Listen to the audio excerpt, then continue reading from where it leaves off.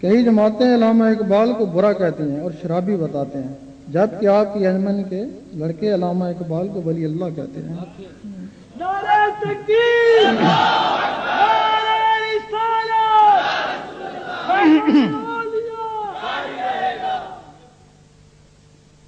یہ ایک واقعہ ہے، آپ چوتھی کلاس میں پڑھتے تھے، آپ کی والدہ فوت ہو چکی تھی، ان کے والد دو بھائی تھے، ان کے والد ان کے لیے پراٹھے پکا کے رکھ دیتے، ایک اس بھائی کے لیے، ایک اس بھائی کے لیے، کہ دوپہر کو آئیں گے وہ صبح پکا کے رکھ دیتے، دوپہر کو آئیں گے کھائیں گے۔ اس دن علامہ اقبال آئے، ان کے پیچھے کتیا جو تھی نا وہ بھی پیچھے پیچھے آ گئی۔ انہوں نے دیکھا تو پہچان گئے کہ اس میں کوئی مجبوری ہے جو میرے پیچھے پیچھے آ رہی ہے۔ تو کتے کو مجبوری بھوک کی ہوگی، اور کیا مجبوری ہے۔ جب وہ اپنے چبارے کے اوپر چڑھنے لگے تو وہ کتیا نیچے بیٹھ گئی اور ان کو بڑی حسرت سے دیکھنے لگی۔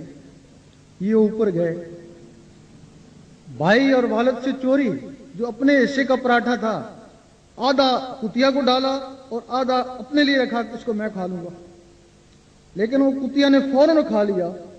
اس کے بعد بھی وہ آپ کو دیکھنا شروع ہوگی حسرت سے، آپ نے سمجھا زیادہ ہی بھوکی ہے، مجھ سے زیادہ بھوکی ہے، وہ اپنے ساتھ حصے کا بھی اس کو ڈال دیا۔ وہ تو کھا کے چلی گئی اور آپ سارا دن بھوکے رہے۔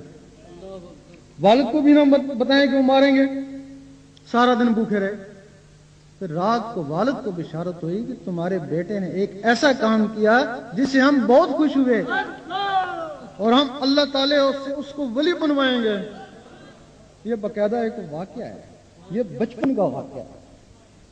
پھر جوانی آپ کی جیسے بھی گزری، اس کے بعد پھر ایک اور واقعہ ہے، جو آپ کا خادم تھا، جو آپ کی خدمت کرتا، وہ کافی بوڑھا ہو گیا۔ آپ کے وسائل کے بعد اس نے یہ بات بتائی، یہ بات عام ہے۔ اس نے بتائی کہ ایک رات میں نے دیکھا کہ آپ اکیلے ہوتے تھے، لیکن اس وقت دیکھا کہ ایک بزرگ بھی آپ کے پاس آئے ہیں۔ میں حیران ہوا کہ دروازہ تو میں ہی کھولتا ہوں، یہ کدھر سے آ گئے؟ بڑے غور سے دیکھا۔ اب علامہ اقبال فرماتے ہیں کہ جاؤ 2 گلاس لسی کے لے آؤ۔ میں کہتا ہوں اب 1-1.5 کا ٹائم ہے، لسی اس وقت کہاں ملے گی؟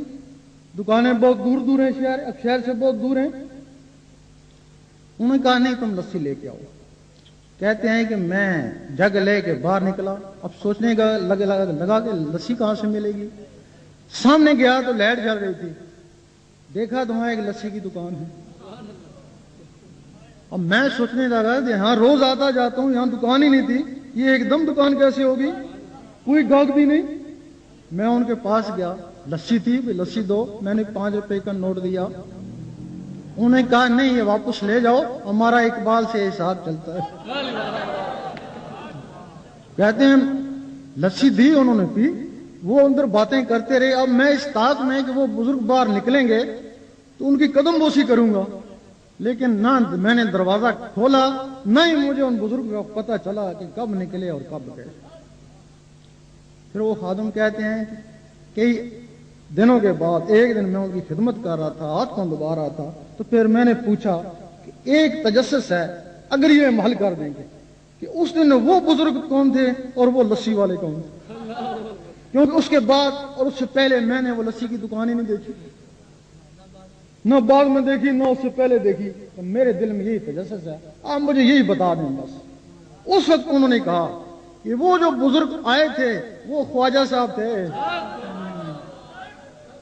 اور جب انہوں نے لسی کی فرمائش کری تو داتا صاحب نے لسی کی دکان نکال دی۔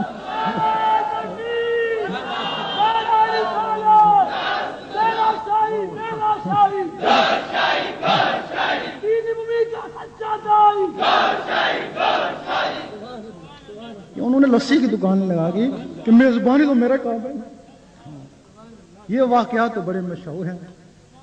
درحال سوال ہم تو ان کو ولی سمجھتے ہیں، ٹھیک ہے، غوث کتبوں میں نہیں تھے، لیکن وہ نقبہ زنجبہ میں ضرور تھے۔ نقبہ زنجبہ اپنے آپ کو چھپائے رکھتے ہیں، انہوں نے اپنے آپ کو چھپایا ہوا تھا۔ ابدال تک اپنے آپ کو چھپاتے ہیں، لیکن غوث کتب ظاہر ہو جاتے ہیں۔ ابدال تک کسی کو مریض نہیں کرتے، غوث کو تو مریض کر لیتے۔